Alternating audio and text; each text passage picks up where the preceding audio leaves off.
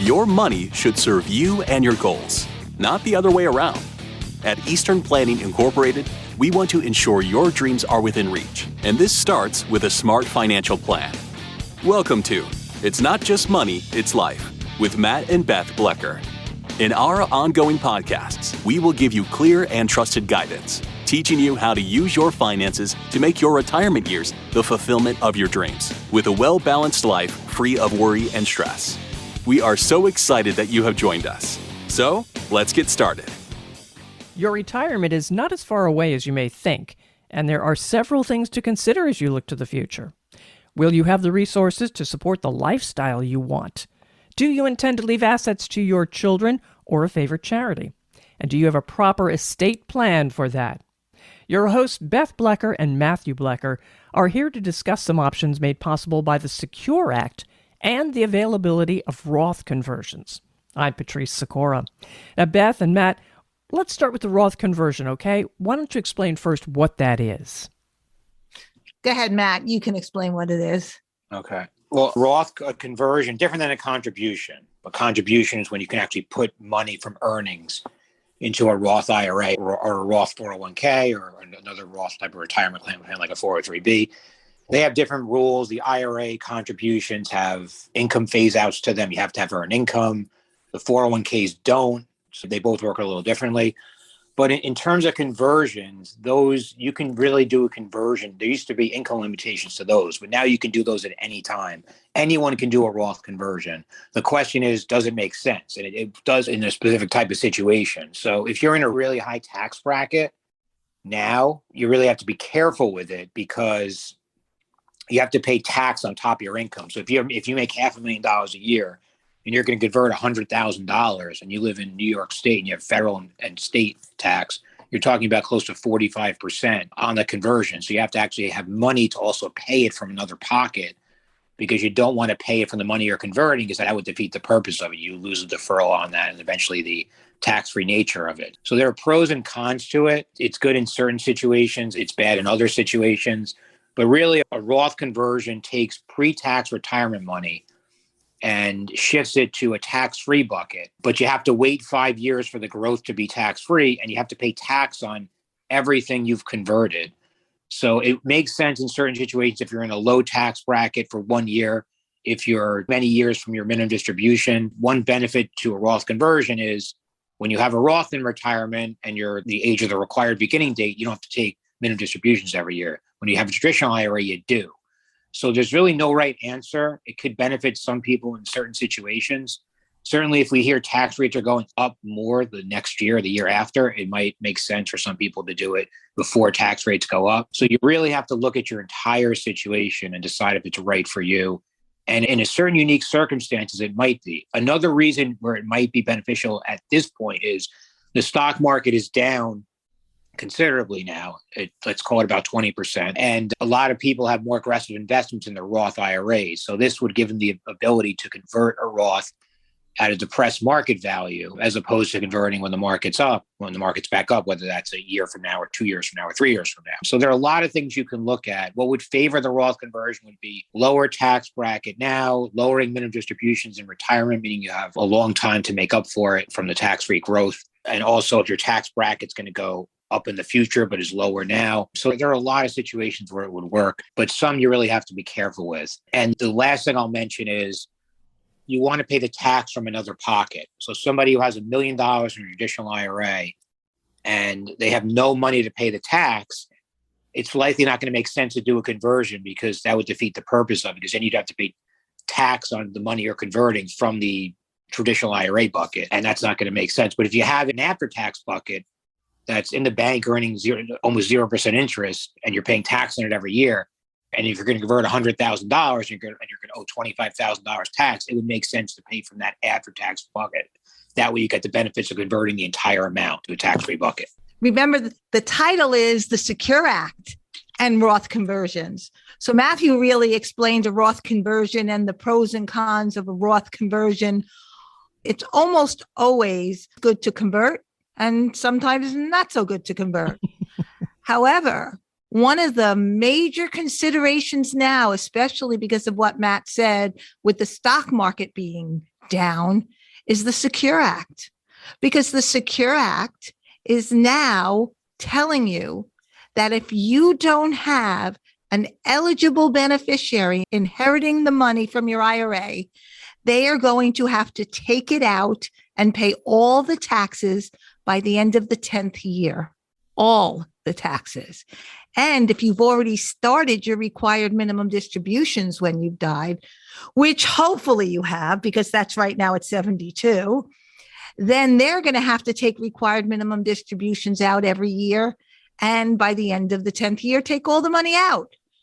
If it's a non-spouse that's inheriting that IRA, Yes. that's when they have to take it within 10 years? Yes. And there's a couple of other exceptions, like if it's a child, not a grandchild, a child under the age of 21, they get to stretch it until they're 21 years old, and then they get 10 years from then.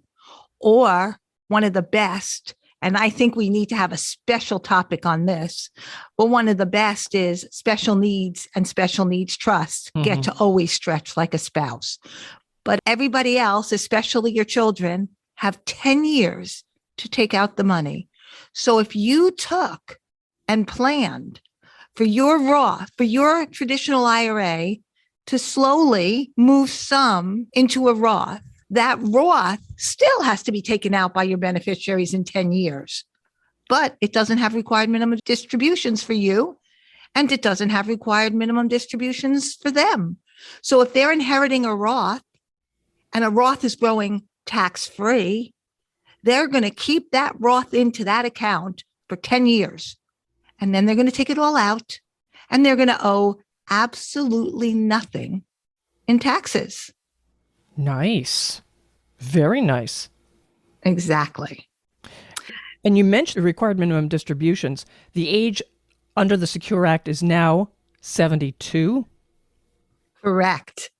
And there's a Secure Act 2 coming up. It's not really the Secure Act 2, but that's what they're calling it. Yeah. Matthew, give me those ages because I always get them mixed up. Well, it's not anywhere near passing yet, but the Secure Act 2 would gradually raise the required minimum distribution age and triggered by the required beginning date from 72 to 75 over time. So if you're about to turn 72 in the next few years, it would probably raise it to 73. And then there's a period where it goes up to 74 and then eventually 75. And so now a lot of times they pass these things at the tail end of the year if they're going to pass. But right now we're still planning on 72 because that's what the law is. And you really don't know there's uncertainty about whether, the age will increase over time. So one of the things we do with clients is we look at where they are in terms of retirement, in terms of how much money they need, in terms of how close they are to required minimum distributions, and in terms of their tax bracket, and say, okay, does it make sense to convert now? And if it does, how much can we convert before you get to a much higher tax bracket? So right now, if you're a married couple and you take the standard deduction, the first big jump in tax bracket is when the 12% bracket goes to the 22% bracket. And that happens at about $80,000 of taxable income for a married couple. It's lower for a single individual. But if you add the standard deduction to that, it's about $105,000, maybe $106,000 of income. So every dollar over that amount, if you're a married couple and you take the standard deduction, is going to be taxed at a 22% bracket. So if you get a married couple, and at that level, you don't have to worry about Medicare Part B increases yet either. You may have to worry about other issues, but just kind of keep it simple here. So we may say if we see a married couple with income of $90,000 total, we may say, okay, it might make sense for you to, especially if you have after-tax money to pay the tax, it might make sense for you to gradually convert $10,000 or $15,000 every year until you're a minimum distribution. That way you transfer a little bit of money every year from a taxable bucket to a tax-free bucket, and you don't increase your tax bracket. And you also make sure you pay the tax from another pocket so you get the benefit of the full conversion on the traditional to Roth monies.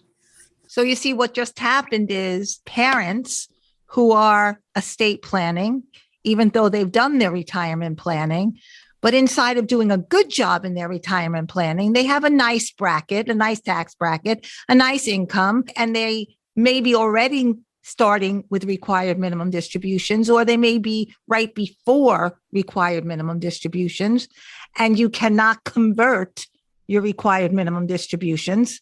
So if you say, oh, good, I'm taking out $10,000 in required minimum distributions, I'll put those in the Roth because I have to pay tax on them anyway.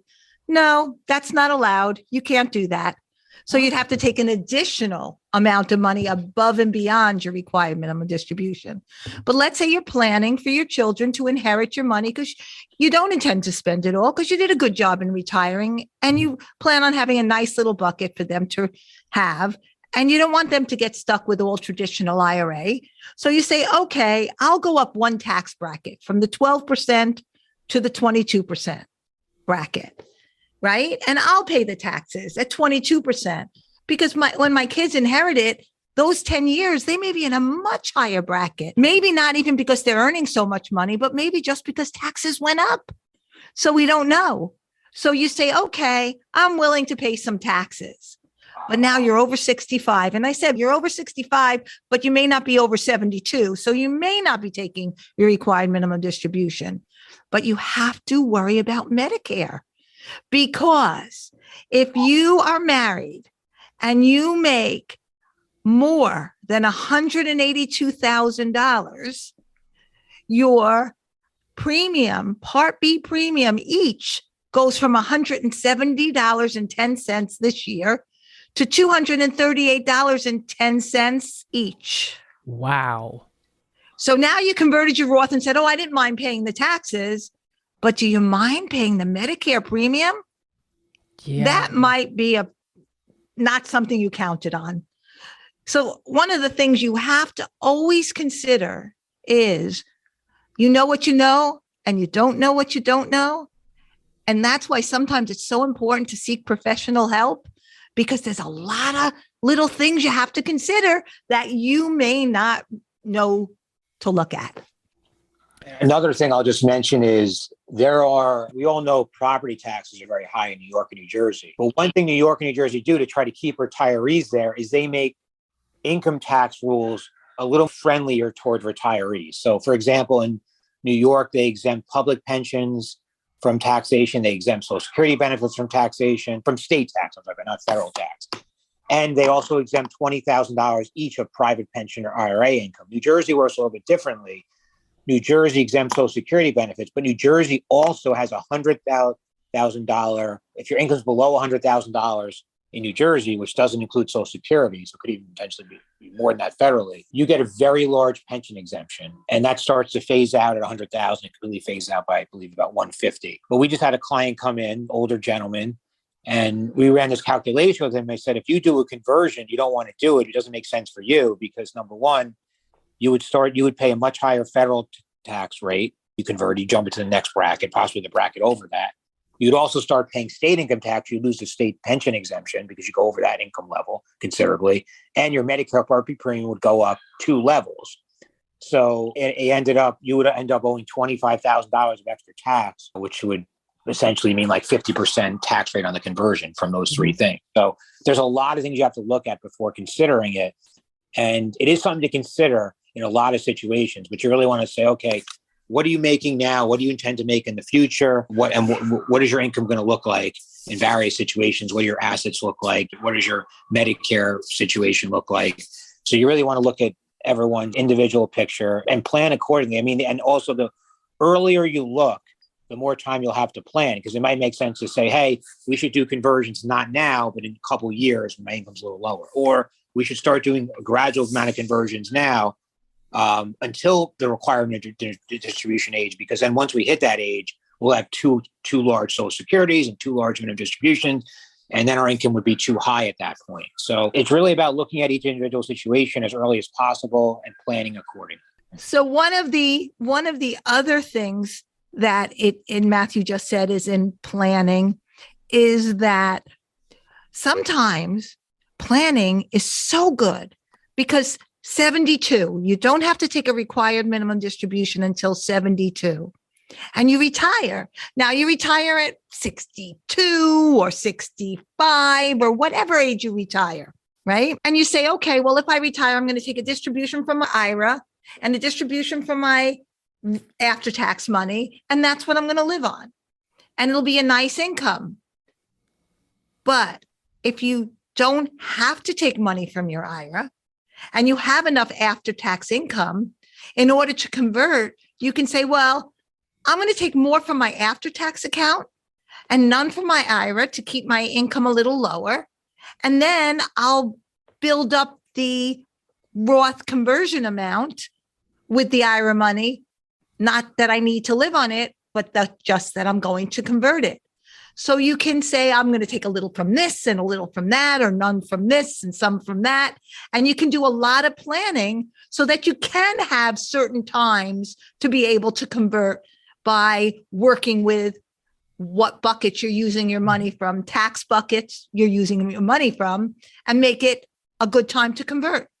And Beth, you mentioned earlier, and I really want to touch on this, the importance of having both a retirement plan and an estate plan. They're not the same thing. Oh, no, they're not the same thing at all. Right. At all. A retirement plan is building up your bucket of money to enjoy your life when you no longer have to work for remuneration. You may want to work. Some people work well into their 80s because they love it, not because they want to make money. So when you don't need to make money anymore, retirement and being able to use that pile of money. And I know we spoke about in spending. I know I said a lot of people, once they build that pile of money, they don't like taking money out of it to spend. But that's the idea of retirement. Retirement is spending your money. But estate planning is leaving what's left to the ones you love. And you have to be able to figure out how to do those well so they work well together. Because sometimes people do not plan right, and then they have all this retirement money, and they wind up leaving this big pile of IRA money, and they've spent down all their after-tax money. Or they forget to change their beneficiary designations, which is so important, especially now with the Secure Act. It's so important. So there are two separate functions, and they need to be done by somebody who knows how to do both. And that's very important. All right. And with that in mind, too, jumping back to you, Matt, and the IRAs, if you want to leave your IRA to charity, what's different there? So that's a good question. I was just going to mention something about that before you asked that from what Beth said. So especially now with the Secure Act and the more rapid minimum distributions for most non-spouse, and like Beth said, there are a few exceptions, a minor child of a decedent, or if you're chronically ill or disabled. And there are rules for that the IRS has recently clarified. But if you're an adult non-spouse beneficiary, you essentially have to liquidate the traditional IRA within 10 years and pay the tax. And if you inherit the IRA from someone who's already started minimum distributions, you also have to take minimum distributions during those 10 years. But it's the best asset to leave to a charity by far if you take the three main assets: after tax, pre-tax retirement, and tax-free retirement, Roth. The best asset by far to leave to a charity is the traditional IRA, because if you leave it to a charity, it's non-tax because it's going to a charity. So if you have, let's say, $1.5 million of assets, $500,000 is in stocks and a non-retirement account, $500,000 is in a pre-tax retirement account, traditional IRA, and $500,000 in a Roth IRA, and you want to leave $1 million to your heirs, not dealing with young children here, you're not dealing with someone who's chronically ill or disabled, and you want to leave, let's say, $500,000 to charity and $1 million to your heirs, you'd be better off leaving the traditional IRA to charity. And then your heirs get $1 million, $500,000 of which is tax-free, and they can defer the distribution on that for 10 years. The other $500,000, which receives a step up in basis at death, and they can liquidate those stocks without paying any tax. So as far as someone's estate plan, you have to see how do they want the assets to be distributed at their death, and and to whom. So whether it's or to any entity. So whether it's a charity, whether it's to regular beneficiaries, whether it's to a disabled beneficiary or special needs trust. And then you would designate beneficiaries accordingly. And you can also designate beneficiaries on a non-retirement account as well through what's called a TOD or POD, transfer or payable on death, or through creating a revocable trust. So before you design an estate plan, you have to look at all the assets and ask the owners, how do you want these assets to be distributed? And then you determine what's the most tax efficient way to do it. Right. And as he said in the very beginning, if you leave your IRA dollars to a charity, because you were going to leave dollars to a charity, and you leave $10,000 of your IRA to a charity, the charity gets $10,000. If you left that same $10,000 to someone else, they would take the $10,000 after they paid federal and state taxes. This is something that you definitely need a professional to help you figure out. Is there some other topic here that you wanted to discuss before we get into how people can reach you? Oh, there's so many more topics. I know. But we can't go into them today. All right, then. How can folks reach you at Eastern Planning? So we can reach us very many ways. One, we have a website, easternplanning.com, and you can go onto the website and there's lots of click ears. We're on LinkedIn, Eastern Planning, Matthew Blecker or Beth Blecker. I'm on Facebook. Matt doesn't do that. And then, of course, you can give us a call at 845-627-8300. Or you can email Matt at mblecker@easternplanning.com. Matt's great with emails. Pretty much if people email him, he gets back to them within 24 hours. He does not like to keep emails waiting. And my email is bblecker@easternplanning.com. And Matt, did I forget any other ways? No, I just say if emails are good if you want to set up an appointment or for something that's really simple, a quick question on something, but something detailed like, should I do a Roth conversion and when? And you need to go through someone's whole situation.